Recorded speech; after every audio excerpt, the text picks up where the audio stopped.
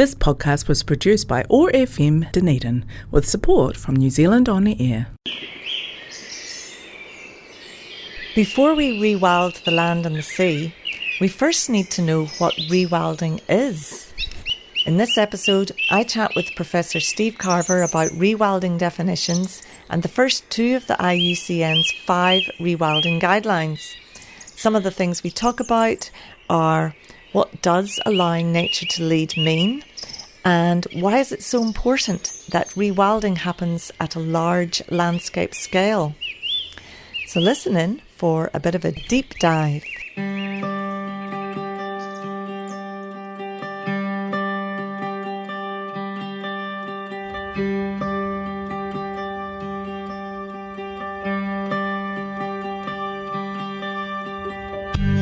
Today's episode of Rewilding in Action is supported by Taste Nature, Dunedin's organic supermarket, cafe and holistic health hub located at 131 High Street.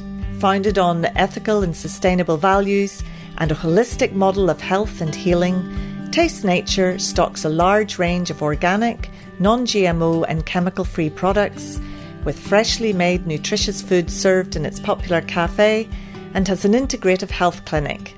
Check out their website at tastenature.co.nz for more information, as well as their online shopping service. Kia ora, ko Maureen Howard, tōku ingoa. Rewilding as a word has really caught on, which is fantastic, but it's also led to a lot of confusion and a fair amount of disagreement about what it actually means in practice. So to help clarify what rewilding is and what it isn't, last year the IUCN, the International Union for the Conservation of Nature, published a report called Guidelines for Rewilding that outlines 5 guidelines for its practice. So in a very small nutshell, the first guideline is that rewilding is nature-led functional ecological restoration, and we'll go into that mouthful soon. The second is that it aspires to large-scale restoration. The third is that it concerns the importance of ongoing evidence-based monitoring. The fourth is that it embraces dynamism and systems thinking. And the fifth is that rewilding, when it happens, is a pragmatic approach that is place-based and participatory. The leading author of this IUCN report is Professor Steve Carver, who's a geographer and Professor of Rewilding and Wilderness Science at the University of Leeds. And until recently, Steve was the co-chair of the IUCN's Rewilding thematic group, which he did for 8 years, and he's now a special advisor to the group. For this episode, I zoomed with Steve, who is based in Leeds, to discuss the definition of rewilding and its first 2 guidelines. Before we start, I just want to note that the term trophic levels comes up a few times, and this just means the place that organisms occupy in the food chain. So please join me as I ask Steve to define rewilding.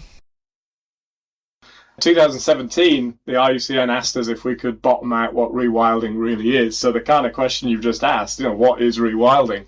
Because it was Dolly Jorgensen who referred to it as a plastic term. It's become all things to all people.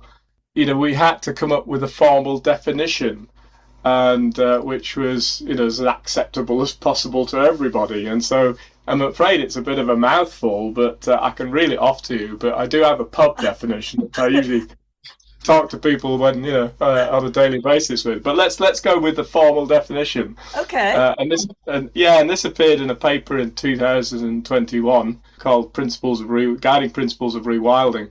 It says rewilding, it's the process of rebuilding following major human disturbance a natural ecosystem. And we do that by restoring natural processes and the complete or near complete food web.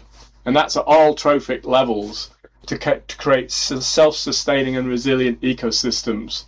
And then critically, with the biota that would have been present had the disturbance not occurred. We could probably come back to that point later because It's quite an interesting one. But this involves a paradigm shift, and that's the main thing. It involves a paradigm shift in the relationships between us as humans and nature.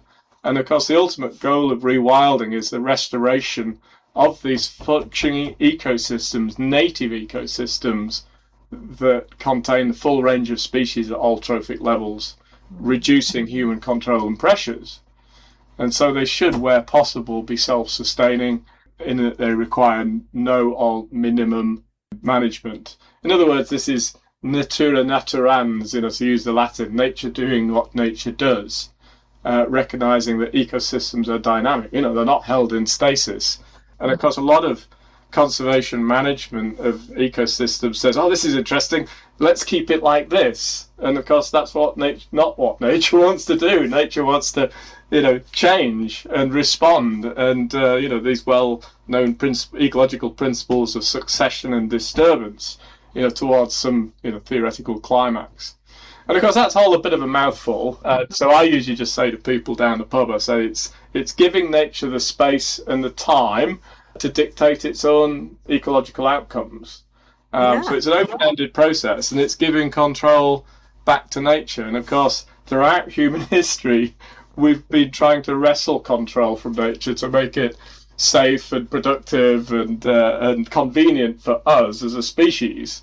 And of course, nature's suffered in that process. And ultimately, we suffer, so... Yes, and I do love your pub definition, I must say. It's pretty straightforward, isn't it? Yeah. It is much more straightforward. Yes. Yeah, sorry, one of my friends boiled it down to nature-led ecosystems, full stop. Yes, actually, because I usually talk about nature-led restoration.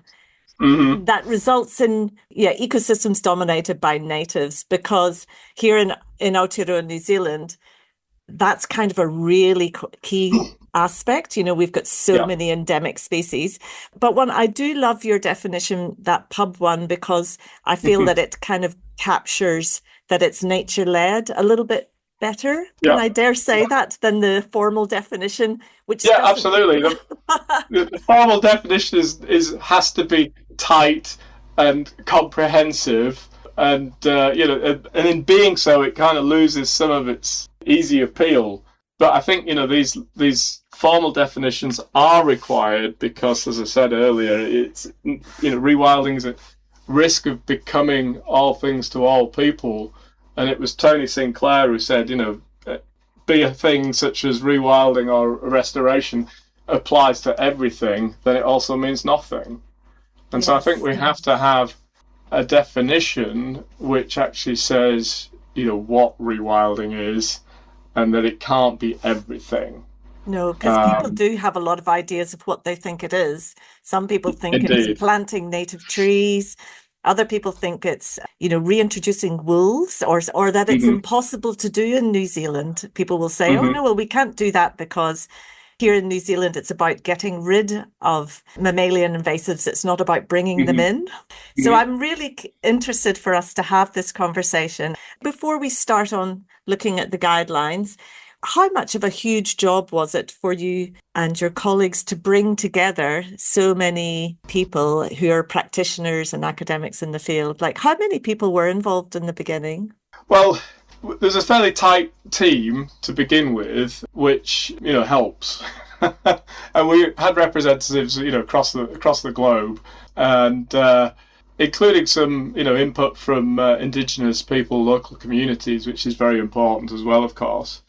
And we might come back to that later. Okay. But it was a fairly tight team. But, in the process of coming up with a definition and a set of guiding principles, we reached out to some of the early thinkers, the revolutionary thinkers on rewilding, and asked them through a questionnaire survey.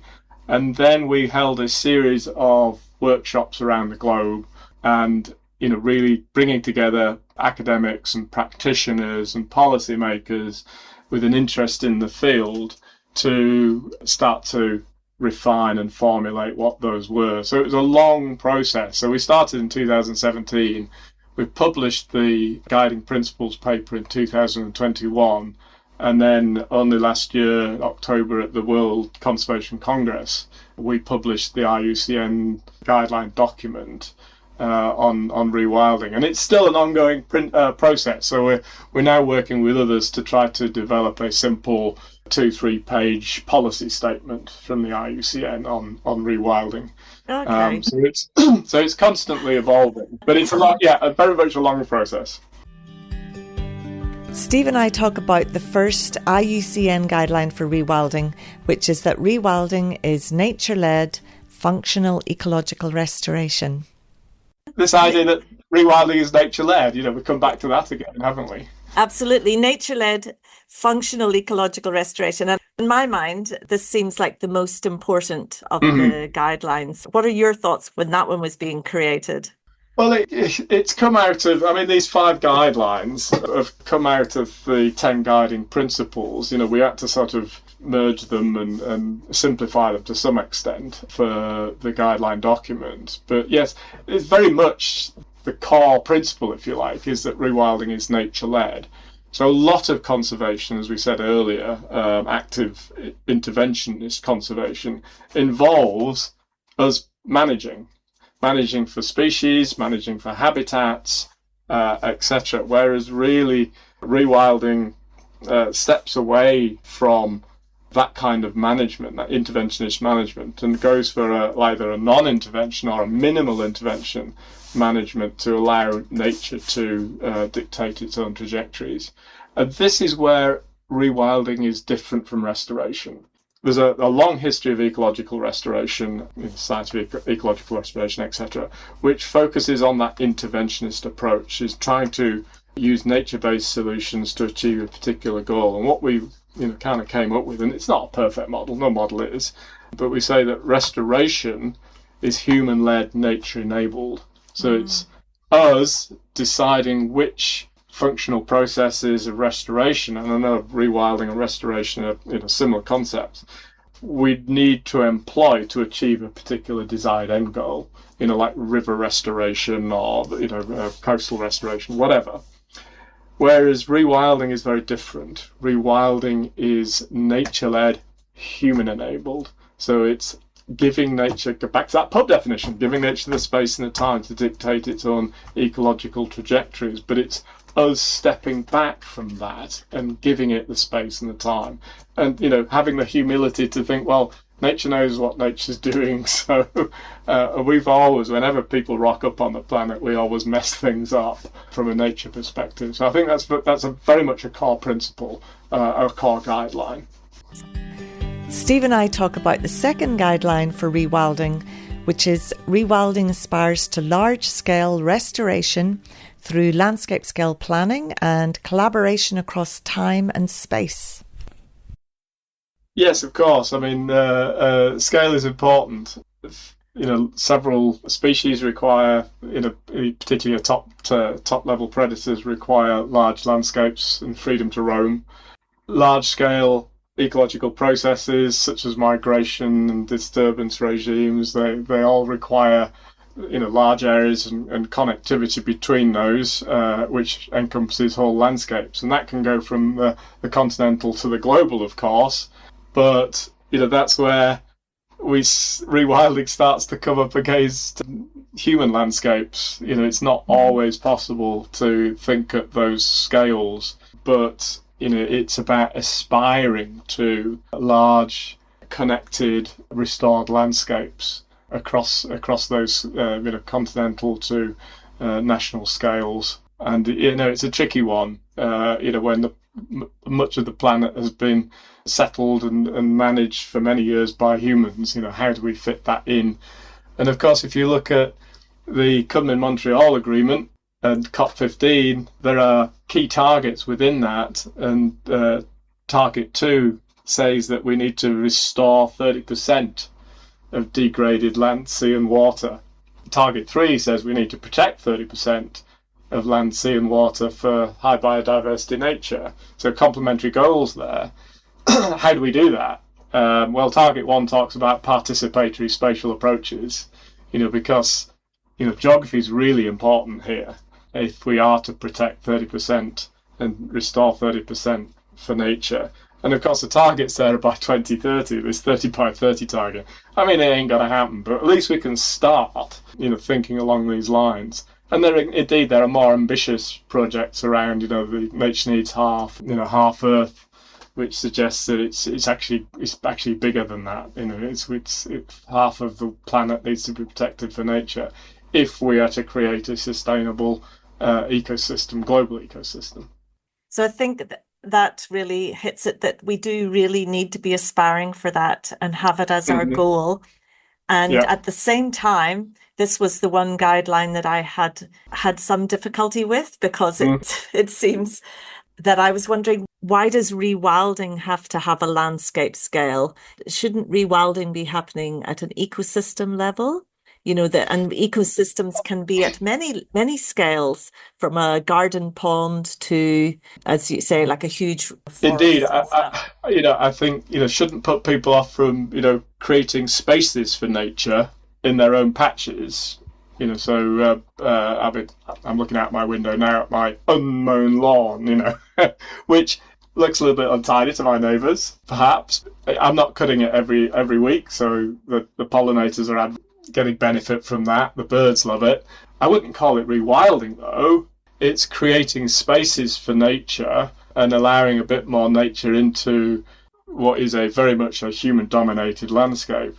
But if enough people do that, the economies of scale, that's probably a wrong word to use, but they scale up and have a wider benefit. So there's nothing necessarily wrong with small-scale projects, provided they're in that wider matrix of more similar projects, such that the benefits of the sum are better than the single sums of the parts, if you get my drift. So let's say because I also have left my berm to grow. Okay, yeah. and I do call it, with a bit of a smile, I call it rewilding. But let's say we were to form a movement of allowing nature to take the lead, then if you actually have that aspiration and you did your mapping across the city or your town, wherever you live, and did a public release and trying to get people on board, would it then come under that definition of rewilding, if you actually had a strategic plan? I think it's kind of moving in the right direction, but I think there will be limits. Now, there are no large mammalian predators in New Zealand. There are in other parts of the world, and those need space and they need connectivity. So there will be ecological limits to what can be achieved. So, kind of treading carefully here, because I never want, the term rewilding to be this kind of elitist, exclusive term. But I think we do need to realise what it ultimately means. And there's nothing wrong with small-scale projects which are moving along that continuum towards large-scale, but there are limits. And so there's this concept of urban rewilding, which I have difficulties with, because there are hard limits to what can be achieved within the urban fabric. There's nothing wrong with building wild spaces for nature into the urban fabric, but there'll always be limits to what can be achieved because of the people that are present, and the disturbance that then involves, the hard-edged urban fabric. It can't achieve a fully functioning, fully occupied trophic ecosystem. It's just not possible. No. But you can move along that journey, and healthy cities should have space for nature in them. There are so many benefits. But is it rewilding? I don't think so. I think it's something else. It's nature restoration. Maybe just call it wilding. I know the re bit implies going back in time to a former reference ecosystem, but we can't go back in time. We can't turn the clock back. We can go forward, and so the re bit has always had a bit of a bad press. Steve, I have to tell you that wilding has the bad press here, because probably because we have wilding pines and wilding pines. Pines spread across our Otago, beautiful Otago. Oh, this is a non-native invasive, is it? Absolutely non-native. And they're called wilding pines. They're called wilding pines. That's the name that. I wasn't aware. No, the plant is not called wilding pines. The process of them moving across the landscape is that they have wilded. Okay, so they are non-native invasive. Pinus radiata. Yeah, I mean, It's relative. this is a problem where, whenever humans rock up, we bring stuff with us, and that goes feral and can have, far-reaching negative impact on native ecosystems. You get the kind of get the drift, is that it's creating space for nature, but is it, does it necessarily fit the definition of rewilding? It probably ticks certain boxes, but it doesn't tick them all. And I do hear you, but actually I wonder if we went back and thought of the 3 C's of rewilding, and, that had cores, corridors and carnivores. So those corridors, can they not be part of that rewilding definition? And that perhaps that is what our urban areas are. They can, if we design very much properly, they can be corridors. Yeah, but this is what I was saying about, the small, everybody does something in their garden, and it then creates potential stepping stones or permeable landscapes for species to move through the urban fabric.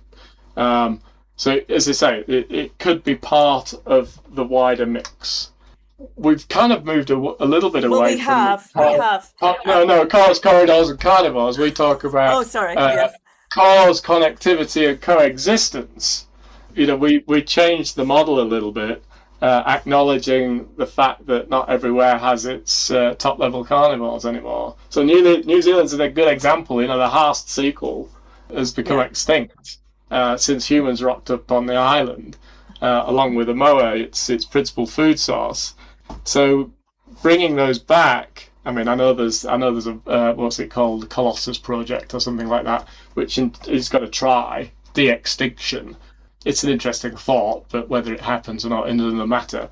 But the top levels of the trophic system in New Zealand have gone, and that then brings us back to this issue of potentially using proxies for those within to create these fully functioning, fully occupied trophic systems.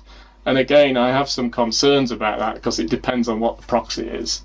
For here in New Zealand, most of our species are endemic, and so we have so much more riding on reintroducing another species that isn't native, and we have lost so many species. So, and since Europeans rocked up on the islands, there's so many other non-native species have been introduced. Yes, which is wherever you do it, it creates problems. Yes. Well, so tell me, to finish off, one of the things I'm so excited about rewilding is that it is so positive. It's a solution focused. It's not about trying not to make things not be worse. It's creative. And what does it mean for you, like in terms of as a positive movement for change, I guess? Well, absolutely. I mean, it's a movement away from that sort of doom and gloom, fortress conservation, it's all gone, to hell in a handcart, but we can protect this little bit here, and it's constantly getting squeezed. It's turning that on the head. So no, we can create more space for nature. We can turn the ship around. So it's that positive rather than that negative view of conservation. And if you can build that into all aspects of human endeavour, then that's really positive. The slight downside to mine is, as I said in an interview to Ecos magazine a couple of years ago, is that we're back to this thing of rewilding being all things to all people, and as Tony Sinclair says, if it is all things to all people, then it also means nothing. I think we just have to be careful and keep it as part of the wider conservation toolkit and not allow the term rewilding to apply to everything. So thanks very much to my guest, Steve Carver. I'm very grateful to Steve and his team for their determined work to give us a definition, and especially for the clear guidelines for rewilding. I find that really helpful. As Steve says, rewilding as a science and a practice is still evolving. It's a relatively young biodiversity restoration practice, not much more than 30 years old. So there's still a lot of learning to happen in this area, which is exciting. So if you're up for another deep dive into what is and what isn't rewilding, in the episode after the next one, I'll be chatting again with Steve about the 3 remaining IUCN guidelines for rewilding, as well as the differences between passive and trophic rewilding. So thank you for listening to Rewilding in Action. I'm Maureen Howard, and in our next episode, I'll be talking about the Bradley method of removing weeds to help natural native forest regeneration to occur. That's part of the restoration activities at Dalmore Reserve in Dunedin. So until then, I will leave you with a recording, details in the show notes, of the song thrush that's loved by my guest Steve Carver, a rewilding researcher who is letting nature take the lead.